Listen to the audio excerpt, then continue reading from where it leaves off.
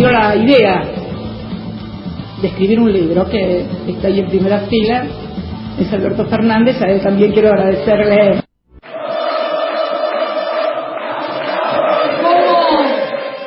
¿Cómo nos vamos a volver? Que me dio la idea de escribir un libro que está ahí en primera fila, es Alberto Fernández. A él también quiero agradecerle. ¿Cómo no? Buen día, amigos. Buen día, mi admirado Gustavo Campana. Buen día, Víctor Hugo. ¿Cómo va? Bien. ¿Cómo estamos hoy? Nubladito el asunto. Pronóstico de lluvia, dicen hasta la tarde. Y una noche nublada, pero sin agua. La vuelta que hubo que dar por la San Silvestre. Estaban corriendo una carrera en Buenos Aires y no tenía manera de llegar a la radio porque era un rectángulo que estaba cerrado y un perímetro que no se podía acceder, y no quería caminar, por lo menos en el repecho, y no podía venir a la parte de donde en San Telmo es embajada, así que estuve complicado para llegar a la radio. Sí, sí. Bajábamos del Metrobús y quedamos en Belgrano media hora. Después del año que hemos tenido, aunque todo sea mejor, hay que tratar de no perder de vista lo que pasó antes de las PASO. Todos esos meses, que son nada menos que 8, fueron muy, pero muy difíciles, ¿no? Arrancamos con la palabra de Cristina Fernández de Kirchner. Feria del Libro 2019.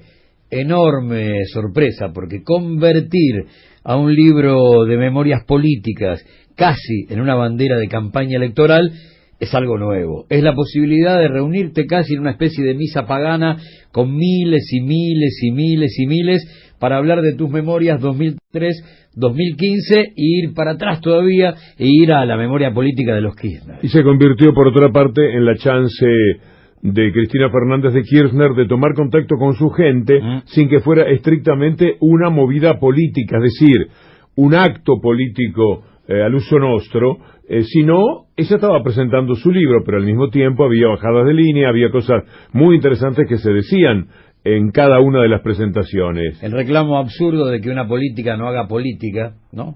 Que no divida las aguas a través de esa interpelación que llega con la agudización de las contradicciones, cuando vos estás decidido, por ejemplo, a la distribución de la riqueza, a industria nacional. Le pedían un formato nuevo y la pucha se apareció. Es muy interesante que ella decía en la primera presentación de ese libro en la feria, que la persona que había inspirado ese libro estaba sentada ahí adelante. ¿Quién era esa persona? Me dio la idea de escribir un libro que está ahí en primera fila, es Alberto Fernández. A él también quiero agradecerle. Bueno, ahí estaba diciendo lo que era la presencia de Alberto Fernández.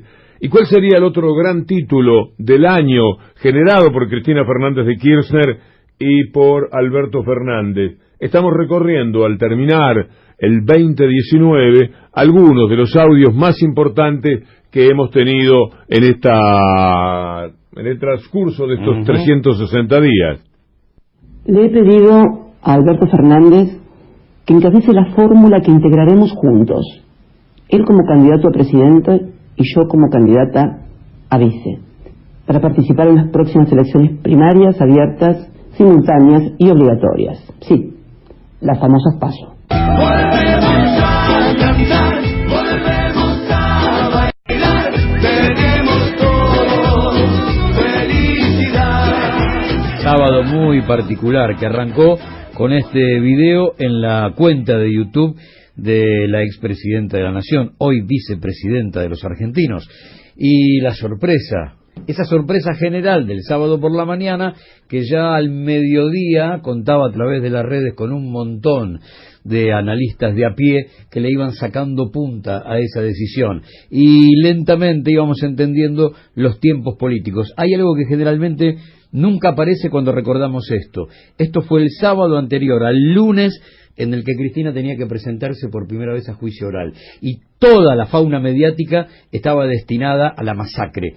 Y se desactivó. Ese lunes no pasó nada. Fue el primer gran efecto de la presentación de la fórmula. Chocaban en el aire en el momento del anuncio, en las primeras horas, el hecho de que Alberto Fernández había sido un duro opositor.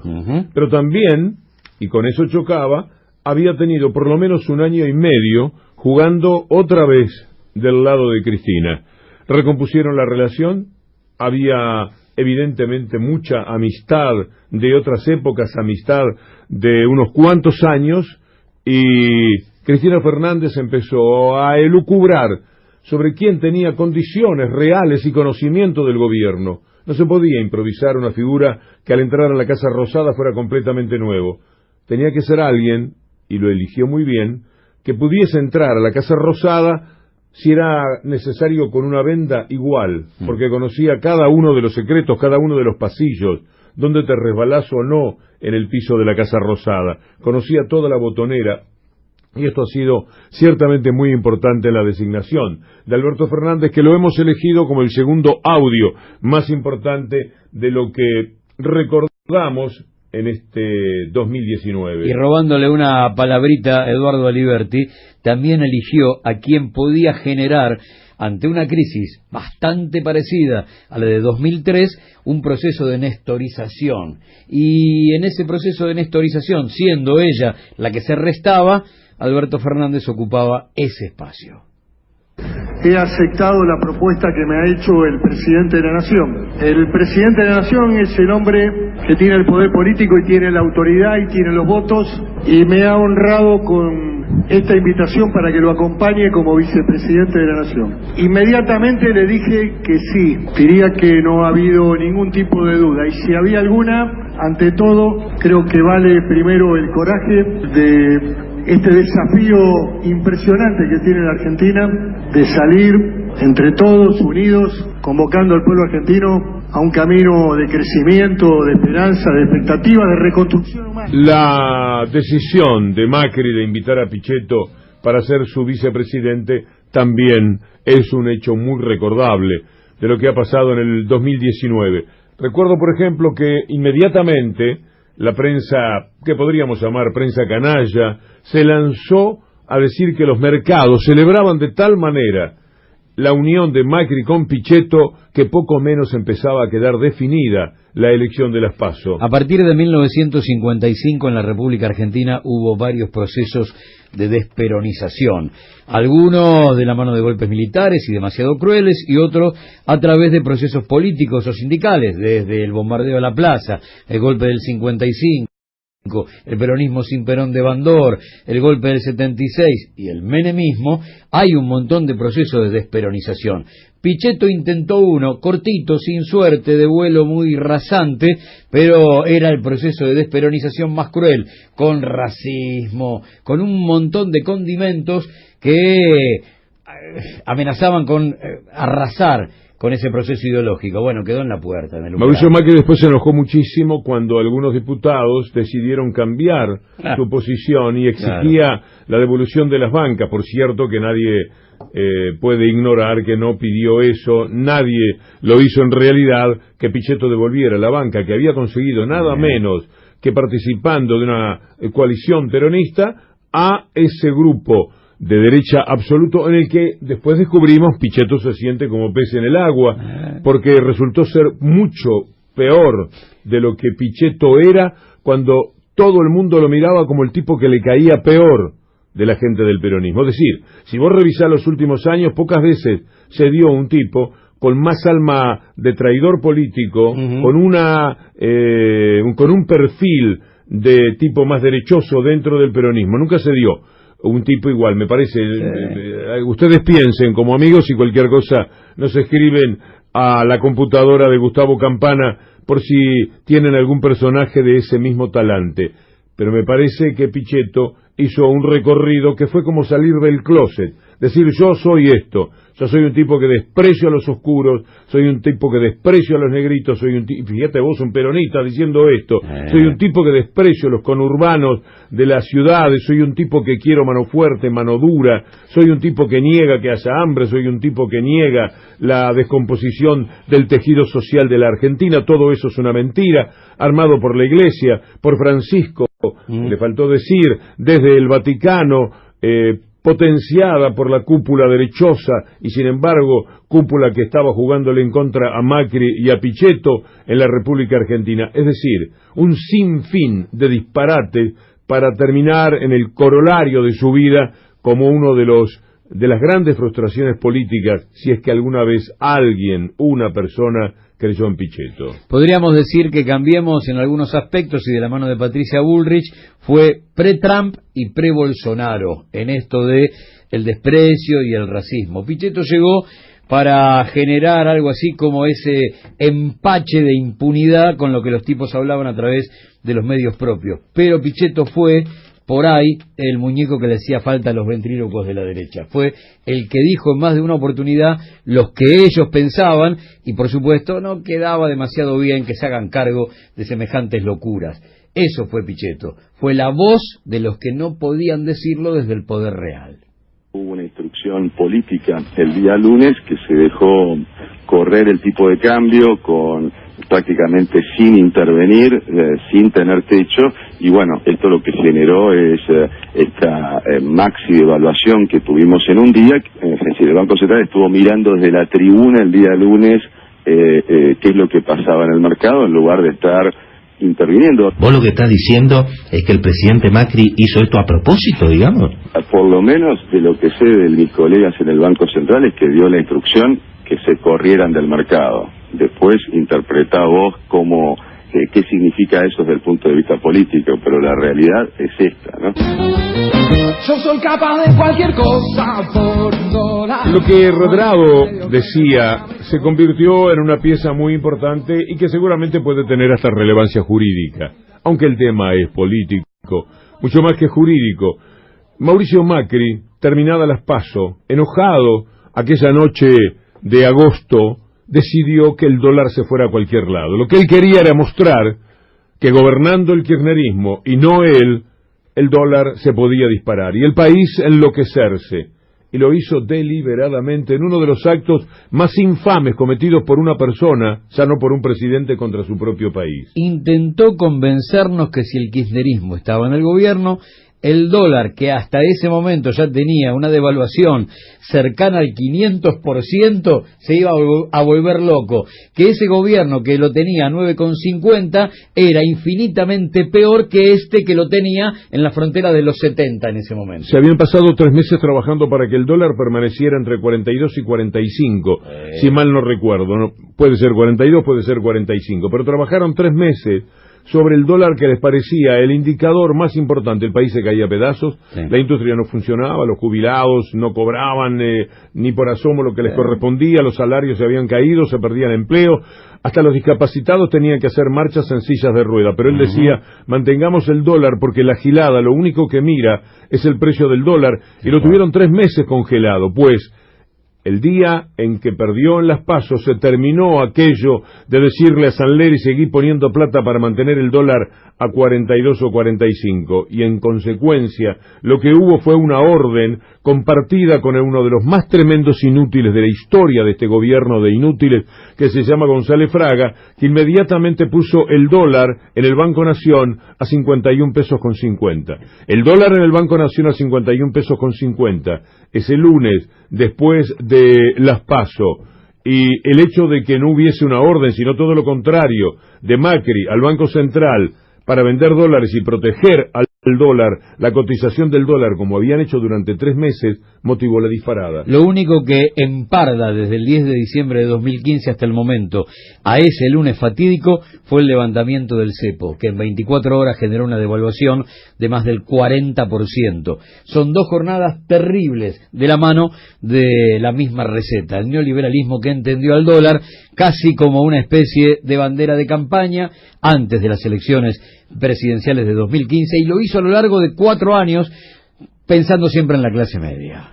¡Nos inunda más! ¡Nos inunda más! ¡Carajo! ¡Nos inunda más! Esta frase entra en la historia apocalíptica del país. Es increíble. Primero, que no era verdad.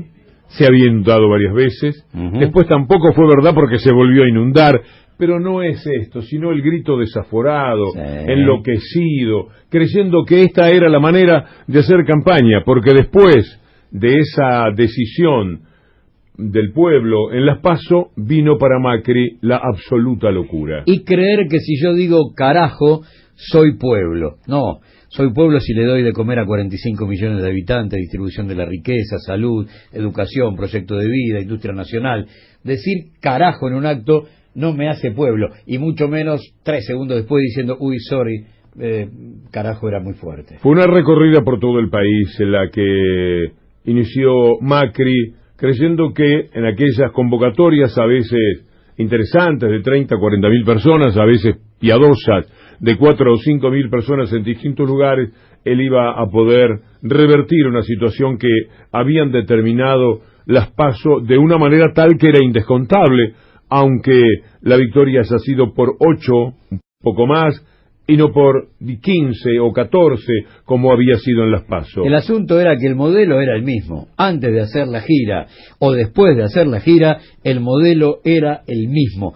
Y si no cambias el modelo, lo único que me estás ofertando es miseria planificada, como diría Walsh.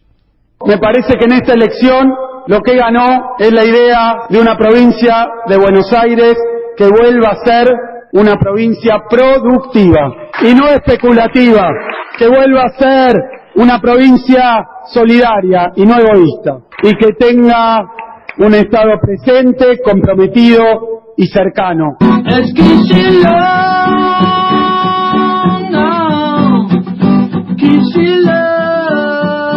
Dos grandes vencedores en la democracia de la República Argentina.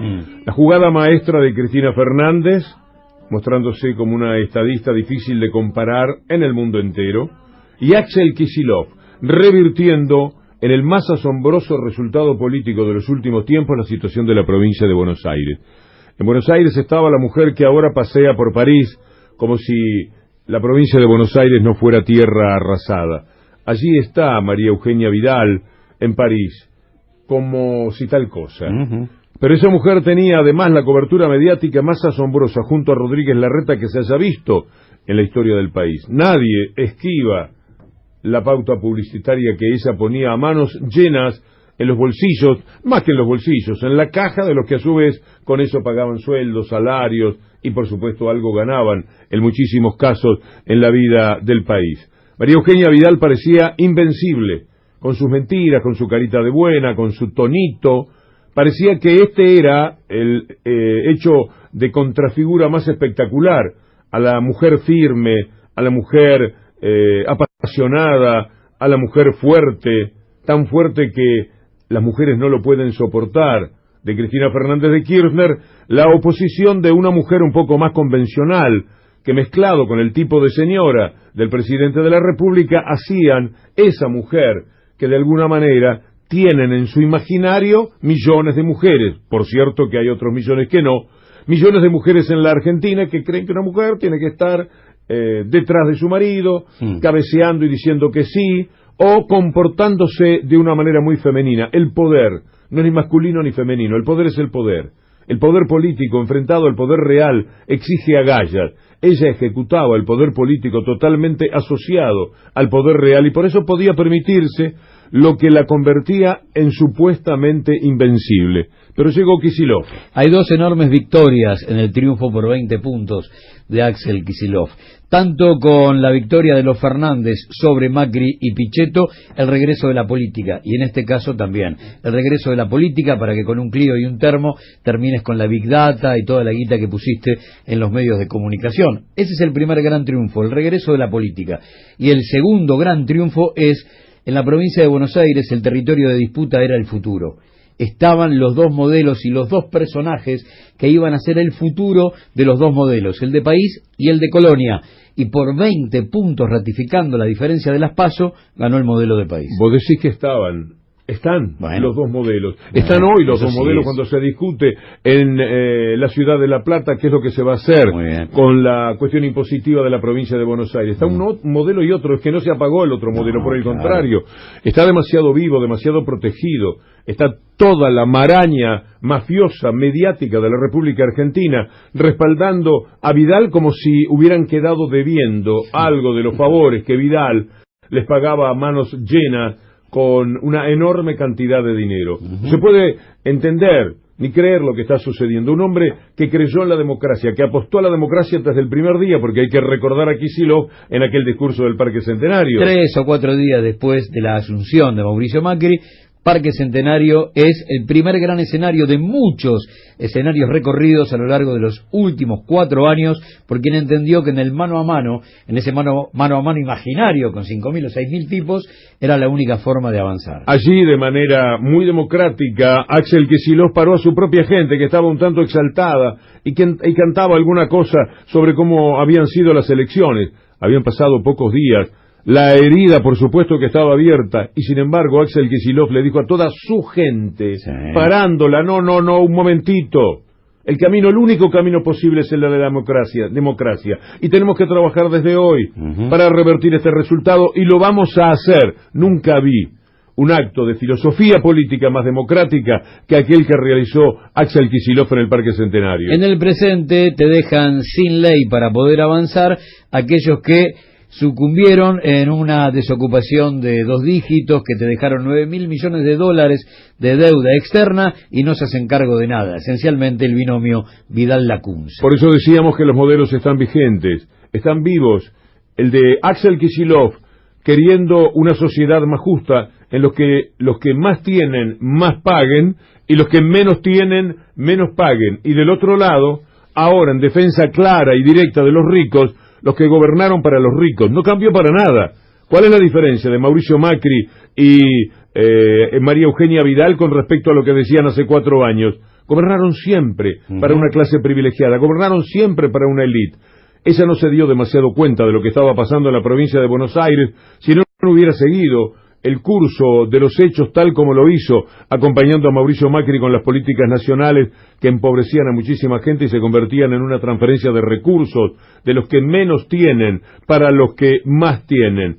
Pero el modelo está presente. María Eugenia Vidal sigue aprobando que los que tienen más, 25.000 hectáreas, como la madre de Mauricio Macri, 20.000 hectáreas, como Bungeibor, y así sucesivamente, no paguen de ninguna manera los impuestos que le correspondería a quienes lo tienen absolutamente todo. Como les decía ayer, vi la película y se puede ver todavía, La Dolce Vita. Están en la Dolce Vita, y en esa Dolce Vita no quieren que nadie los moleste. ¿Saben algo más? No les interesa tanto el tema económico, por supuesto, sí, porque son avaros, porque son muy codiciosos, pero sobre todo les interesa la cuestión de clase. Que no venga un gobierno popular de Axel Kicillof a decirles que tienen que pagar más impuestos porque tienen más. ¿Quiénes son? ¿Quién es ese muchachito que viene a querer cambiar la historia de la provincia de Buenos Aires? Hay otro dato que no hay que olvidar. Vos hablabas de, todavía han quedado favores por pagarle a Vidal y a su pauta, y seguramente esas chirolas son invertidas en que no haya balance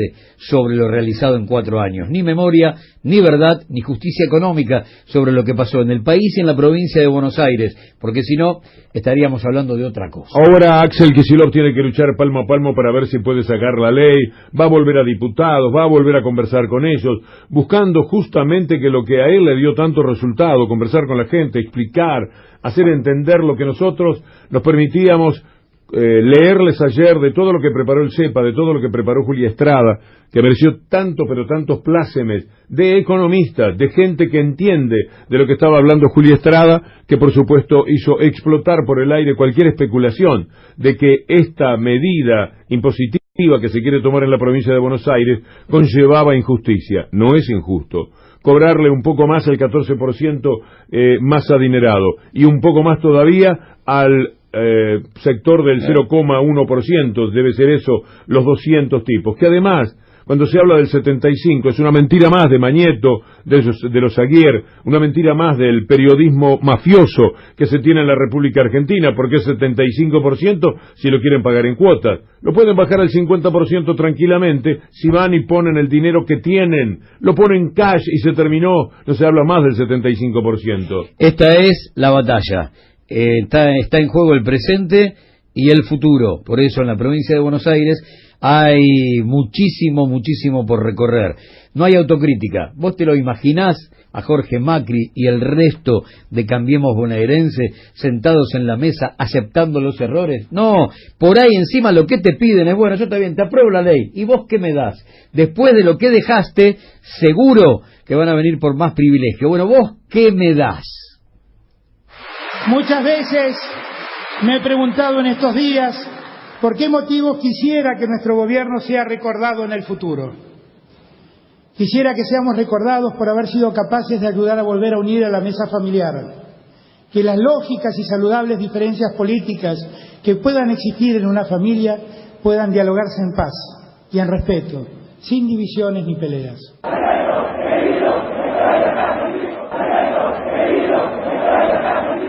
Ratificó Alberto Fernández ese día ante la Asamblea Legislativa mucho de lo que había dicho en campaña y muchos gestos debajo de las tribunas políticas, y ahí nos vamos a tener que meter con Bolivia, que fue el máximo gesto que tuvo antes de asumir, porque había que enfrentar a una América Latina que había girado a la derecha, había que decirle algunas cosas a Trump, había generado un documento contra el Fondo Monetario Internacional que sorprendió a propios y a extraños, y había plantado algunas banderas que realmente pintaban de cuerpo entero lo que se venía. Ratificó ese día, primero en la Asamblea Legislativa y después en el escenario, en las puertas de Casa de Gobierno, cuál era el signo del nuevo tiempo. Pero habrá que trabajar cerca de este hombre, y usted diría, ¿y yo qué hago desde mi casa? Si yo soy nada, yo soy un ciudadano nada más. Sí, justamente, es un ciudadano, soy un ciudadano, somos ciudadanos.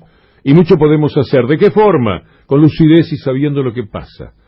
Pero además, con una muy buena disposición para pegar el grito donde corresponda. Con una decisión muy firme de ir a las plazas a defender el gobierno cuando sea necesario. No lo podemos dejar solo contra Clarín, Nación, Macri, María Eugenia Vidal y todos los que rayen desde ese campo que la quiere toda para ellos. 1 billón de pesos. 1.200.000 millones de pesos, a cifras actuales de la cotización del dólar, metieron en sus bolsillos durante estos 4 años 1 billón de pesos que podrían haber estado en manos del Estado, para ayudar a la gente, para no dejarla sin remedios, para no dejarla sin pan y para no dejarla sin comer. ¿Qué es lo que sucedió con la sociedad argentina? Todos se lo dieron a ellos, se llenaron de Hilux, se fueron a conocer el mundo, o lo repitieron aquellos que ya lo habían hecho, se celebraron a sí mismos como la clase ganadora de la historia de la República Argentina y creyeron que era para siempre. Y de pronto el pueblo se volvió pueblo de nuevo y los dijo que no era así. Pero si el pueblo, los ciudadanos piensan, Gustavo Campana querido, que todo terminó el 27 de octubre, estamos muy equivocados. Sería un triunfo de la derecha, que siempre te hace creer que el formalismo democrático es ir, votar y volver a tu casa. Y después, dentro de 2 años, ser convocado otra vez. La democracia real implica esencialmente la movilización desde cualquiera de sus matrices. Pero en este caso hay un dato que también hay que subrayar. Ellos se han fugado cerca de 100.000 millones de dólares que van a pagar 45 millones de habitantes. Ellos que odian la palabra subsidios son subsidiados por 45 millones de habitantes. Se fueron sin pagar ningún costo, no hay culpas ni culpables, y se llevaron 100.000 millones de dólares. Alberto Fernández es el presidente de la República. Ella tiene cosas que a título personal nos encantan y otras que nos provocan por lo menos un pequeño desconcierto o un gran desconcierto. ¿Se va a ir arreglando lo del desconcierto? Esperemos que sí. Lo importante es cuáles son las medidas económicas con las que apuntó sus primeros tiempos de gobierno. No es cuestión solamente de asumir y tomar el bastón de mando y fotografiarte de una manera que quizás nunca habías soñado hasta hace 6 meses. No, de lo que se trata ahora es de llevar adelante nada menos que un país. Y lo está haciendo bien. Está buscando que se levante el que estaba más caído. El que está abajo de la lona, por lo menos que suba la lona. Si los jubilados están en la lona, los jubilados de la mínima están abajo de la lona, como decía mi inolvidable amigo, el actor Cacho Espíndola. ¿Cómo andás, Cacho? Y acá estoy tratando de subirme a la lona. Así están los jubilados de la mínima, tratando de subirse a la lona, como conversábamos ayer con varios de ellos. Bueno, empezó por ahí. Empezó por cerrar un poco la brecha entre los jubilados que más tienen y los jubilados que menos tienen. Imagínate lo que hay que trabajar, Gustavo Campana, para que la brecha entre los que menos tienen, jubilados, trabajadores, etcétera, y los que más tienen, se pueda hacer un poco más cercana. Sucedió después del país 76-83 y después del país 89-2001. Ahora, luego del tercer paso devastador del neoliberalismo, cualquier medida obvia, terminar con el hambre, la pobreza, la marginalidad, que vuelva al laburo, parece revolucionaria. Es una obviedad, pero es revolucionaria, porque estos tipos la metieron bajo 7 llaves durante 4 años. Empezar por el hambre es recurrir a una medida de sanitarista, y eso es lo que necesita la Argentina del presente. Un sanitarista que ponga las cosas en su lugar para que después el enfermo empiece a caminar. Vínculos con la prensa, la que le permitía que sus operaciones de acción psicológica sean mucho más intensas, mucho más profundas.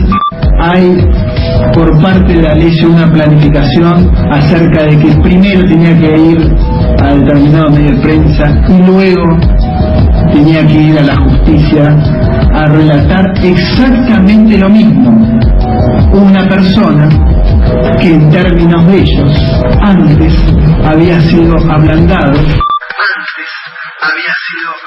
Fue otro de los hechos muy destacados. Estamos recordando algunos, seguramente ustedes tienen los propios y dice, no van a poner tal cosa y no, por ahora no, pero van a surgir durante este programa y el de mañana, porque es muy activa la vida política de la República Argentina. La justicia de Macri se había convertido en una escribanía del poder real y había generado desde Comodoro Pi todas las facilidades para la persecución, la demonización y ese sueño de la proscripción eterna del campo nacional y popular. Y de repente estalla una banda de extorsionadores liderada por un fiscal y un tipo que era nada de lo que decía que era, ¿no? Ni era abogado, ni era agente de la DEA. Bueno, de eso se trata. Una banda de extorsionadores en el corazón del Comodoro Pi, que fue escribanía del poder real para atomizar a la oposición y demonizarla para siempre. Una banda de extorsionadores que el otro día quedaba patentizada en algo que escribió Maximiliano Rusconi. No tengo ganas de una tarjeta de fin de año. ¿Qué voy a decir?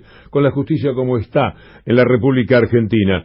Ramos Padilla se convirtió en un capital formidable de la justicia en este país, hasta dándose el lujo jurídico de decir, yo no quiero un arrepentido como D'Alessio, cometió delitos, los tiene que pagar, no le voy a reducir la pena para que me cuente lo que por otra parte yo ya sé. Marcelo D'Alessio no fue aceptado como arrepentido, como cuenta hoy en página 12 Raúl Colman. Podríamos decir que el abogado que decía ser y no era, o el agente de la DEA que decía ser y no era, ahora es un arrepentido que no se arrepiente. Por supuesto, Ramos Padilla, si fuera Bonadío, si fuera ese cachafaz imperdonable que sigue estando en la justicia en la República Argentina, lo tomaba para ver a quién tiene posibilidad de enchastrar y de ensuciar, y después se lo hubiera dado a sus amigos del periodismo, como haría Bonadío con Clarín y Nación, diciendo aquí tienen los pellejos de Carrió, de Oliveto, de Zubich, de Alonso, de todos los que han colaborado con la mafia judicial de la República Argentina. Así como el menemismo necesitó de la Suprema Corte con mayoría automática,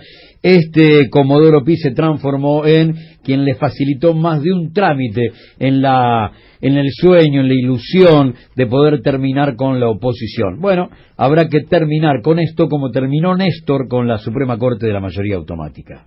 Son 41 votos afirmativos, 23 negativos y una abstención. Se obtiene de esta manera votación con mayoría calificada. Queda aprobada la Ley de Solidaridad enviada por el Poder Ejecutivo. Volver, el viento en la cara. La solidaridad convertida en un efecto revolucionario. Sin embargo, tiene que ser lo obvio, lo primero, el gesto primario. Bueno, ante tanta hambre, los tipos que decían, no hay. El negacionismo más terrible, el que surgió a través de esas 2 o 3 voces que se animaron a confrontar en este debate y los medios de comunicación. No hay hambre, no hay miseria, no hay marginalidad, no dejamos desocupación de 2 dígitos, la industria camina. ¿De qué se quejan? No querían ni siquiera que pudieran asumir los diputados que iban a dar quórum para la sesión. hubo que especular en la República Argentina con que los que ya estaban designados ministros salieran de sus despachos y fueran corriendo hacia el Congreso para decir soy diputado, renuncié como ministro, para poder dar el quórum que el gobierno necesitaba para sacar la ley de emergencia. Y Mauricio Macri, que había dicho que iba a ser un opositor encantador, un opositor serio, un opositor valioso, le pedía a su gente que no votaran a los que tenían que asumir uno de los hechos que en democracia parece más descabellado. Mire cómo será la cañada si el gato la cruza al trote, que uno de los tipos que apareció para decir, no, che, esto es una barbaridad, fue Gerardo Morales, una de las bestias más despreciables de la política de los últimos tiempos. Pareció gente por un minuto de su vida cuando le dijo al resto de la coalición gobernante que había sido gobernante hasta pocos días atrás, que tenían que dar el quórum, que esos tipos no podían quedarse sin asumir. Los diputados que iban a asumir se quedaban afuera del Congreso. ¿Usted tiene tarjeta de diputado? No, entonces no puede entrar. Pero es que soy diputado, vengo a asumir. No, si no tiene tarjeta de diputado, no va a poder asumir porque no está previsto que hoy se pueda asumir. Un disparate atroz que después fue completado ese día de la votación de la ley de emergencia, cuando,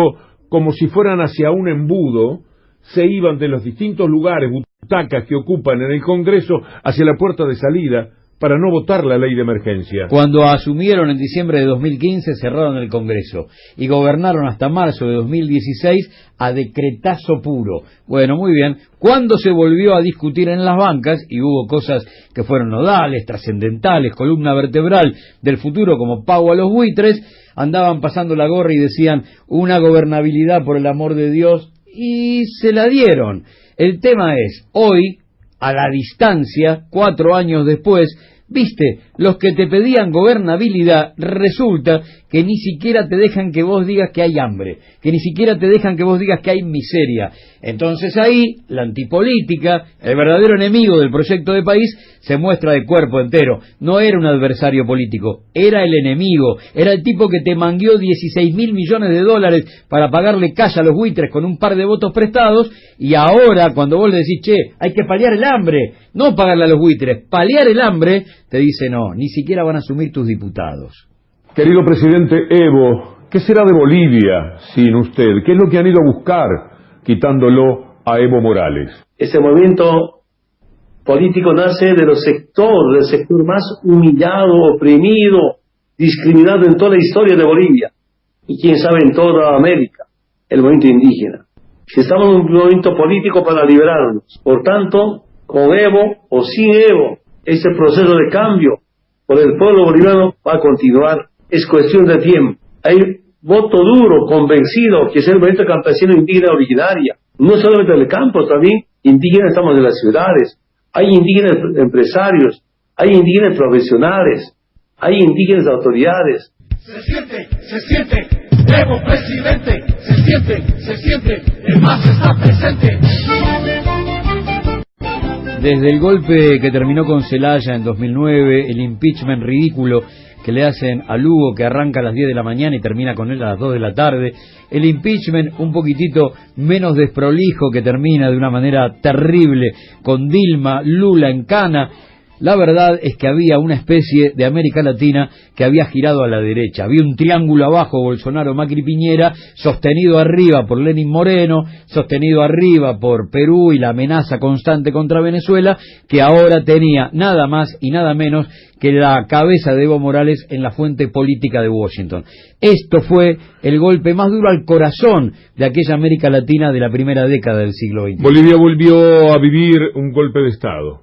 Bolivia vio cómo mataban a compatriotas latinoamericanos, decenas de ellos con las armas asesinas impulsadas por una mujer llamada Áñez, que se autoproclamó poco menos presidenta de Bolivia, por supuesto, a nombre del poder real de Bolivia, ese que ahora termina confesando en la Organización de Estados Americanos que era un golpe de Estado claramente, aquello que negaban Clarín, Nación, O Globo, Mercurio, los diarios de las bestias de las hegemonías mediáticas de derecha de la América Latina. Sí, era un golpe de Estado, lo dijo Camacho en la Organización de Estados Americanos, era mi padre, mi papito, siempre el papá, siempre son hijos de, nunca han sido nada por sí mismos. Y Camacho, hijo de Camacho, una bestia derechosa de Santa Cruz, fue a confesar que su papá era el que estaba en contacto con las Fuerzas Armadas para decirle, mira, nosotros vamos a avanzar sobre la Casa de Gobierno, para que no vayas vos a tener que meter tiros para disimular un poco, vos simplemente abrite del camino.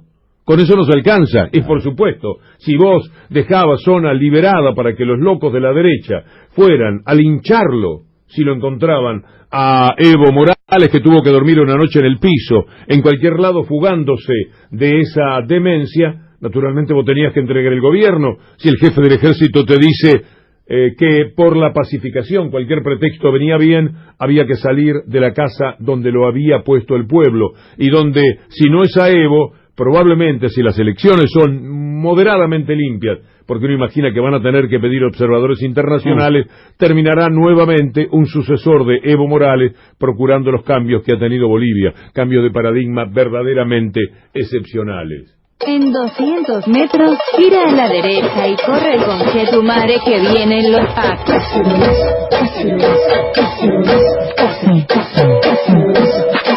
Despertó después de 46 años de neoliberalismo. Se cansó que sus derechos fueran mercantilizados, la educación, la salud, y fue el primer gran laboratorio a partir del golpe de Estado del 11 de septiembre de 1973. Fue la llegada de la democracia más condicionada, con una constitución hecha por Pinochet, declarándose o autodeclarándose senador vitalicio, campo minado que no supo cómo deshacer ninguno de los presidentes democráticos del campo nacional y popular. Ahora, el enorme interrogante es el futuro chileno. América Latina en manos de una derecha impiadosa, salvo en Argentina y en México. Y esto es ciertamente muy pero muy doloroso, pero así como pudo México, así como pudo la Argentina, tendremos que poner mucha esperanza en que finalmente se pueda en Chile o se pueda en otros sitios. Buen día, Chile. Mirá, Piñera termina el 2019 con un 11% de aprobación. Es decir, solamente 11 de cada 100 chilenos lo quieren a Piñera. Bueno, nos sumamos abiertamente a quienes no quieren a Piñera. La Unión Europea rechaza la decisión de Bolivia de expulsar a diplomáticos españoles, digamos, ¿no? Si hablamos de Bolivia y la situación en Europa, no están contentos con lo que pasa. Siempre planteamos que apertura indiscriminada de importaciones era herir de muerte, una vez más, a la industria nacional. Ha comenzado una especie de, yo te diría, bajarle la velocidad a aceptar de manera casi restricta a todas las habilitaciones de licencias que se conocían como licencias automáticas. O sea, en 48, 72 horas venía la licencia y vos decías, señor, por acá. Bueno, van a demandar hasta 60 días de acá en adelante como primer paso para empezar a restarle velocidad a ese proceso devastador de la industria nacional.